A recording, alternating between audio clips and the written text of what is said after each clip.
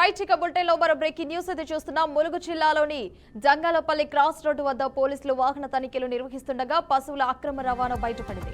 ఈ సందర్భంగా పోలీసులు 2 బోలేర్ గూడ్స్ అయితే వాహనాలు, ఒక డీజీఎం వాహనాన్ని అయితే ఆపి తనిఖీలు చేశారు. ములుగు జిల్లాలో అయితే ముఖ్యంగా జంగాలపల్లి క్రాస్ రోడ్డు వద్దనైతే ఘటన చోటు చేసుకున్నట్టు తెలుస్తుంది. ముఖ్యంగా చూసుకున్నట్లయితే వాహనాల తనిఖీల్లో అయితే పశువుల అక్రమ రవాణా అయితే బయటపడినట్లు సమాచారం.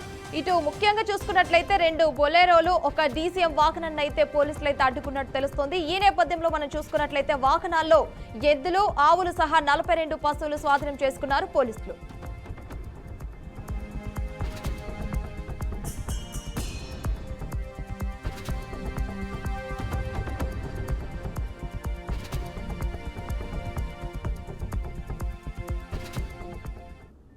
రైట్ ఇక బులెటిన్ లో బ్రేకింగ్ న్యూస్ చూస్తున్నాం. ముఖ్యంగా ములుగు జిల్లాలో బయటపడినట్లయితే తెలుస్తుంది. పశువుల అక్రమ రవాణా అయితే వెలుగులోకి వచ్చింది.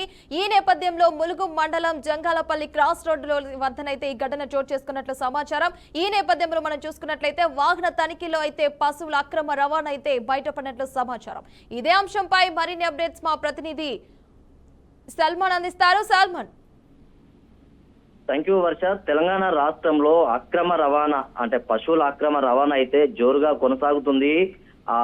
దీనికి సంబంధించి పోలీసు డిపార్ట్మెంట్ ఎక్కడికక్కడ చెక్ పోస్టులు పెట్టినా ఈ యొక్క వ్యవస్థ అయితే ఆగడం లేదు. ఖచ్చితంగా ఈ యొక్క పశువుల అక్రమ రవాణాను అయితే అడ్డుకోవాలని ఒక పక్క బీజేపీ, అదేవిధంగా బజరంగ దళ్, అదేవిధంగా ఆర్ఎస్ఎస్ అయితే అనేక పోరాటాలు అయితే చేస్తుంది. ఈ యొక్క పశువుల అక్రమ రవాణాను ఖచ్చితంగా చేసేవారిని అయితే వారి మీద కఠిన చర్యలు తీసుకోవాలి, వారి మీద కేసులు పెట్టాలని అయితే అనేక సార్లు డిమాండ్ అయితే చేస్తుంది. మనం చూసుకున్నట్లయితే ములుగు జిల్లాలో అంటే చెర్ల నుండి, ఖమ్మం జిల్లా నుండి చెర్లకు వచ్చే ఈ యొక్క ములుగు ప్రధాన రహదారి ఉంటుంది. దీనికి సంబంధించి ఎక్కడికక్కడ వాహనాలను తనిఖీలు చేస్తే వాహనాలలో సుమారు 42 పశువులను అయితే అక్రమంగా రవాణా చేస్తున్నట్లు పోలీసులకు ఫిర్యాదు అందడంతో హుటాహుటిన సంఘటన స్థలానికి వెళ్లి పశువుల అక్రమ రవాణా చేసే వాహనాలను, అదే విధంగా 7గురిని అయితే దీనికి సంబంధించి అదుపులోకి తీసుకున్నారు. ఎక్కడి నుండి వస్తున్నాయి అనేది మాత్రం విచారణలో అయితే బట్టబయలయ్యే అవకాశం అయితే ఖచ్చితంగా ఉంది. ఖచ్చితంగా ఈ యొక్క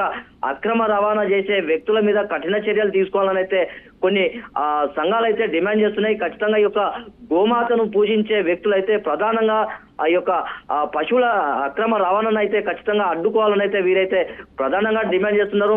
ఇలాంటి వ్యక్తులు ఎవరైనా సహించేది లేదు. ఖచ్చితంగా అలాంటి వారినైతే వారి మీద క్రిమినల్ కేసులు పెట్టి ఖచ్చితంగా జైలుకు పంపాలని అయితే ఒక పక్క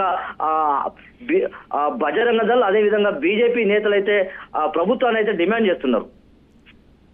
right Salman, thanks for updates.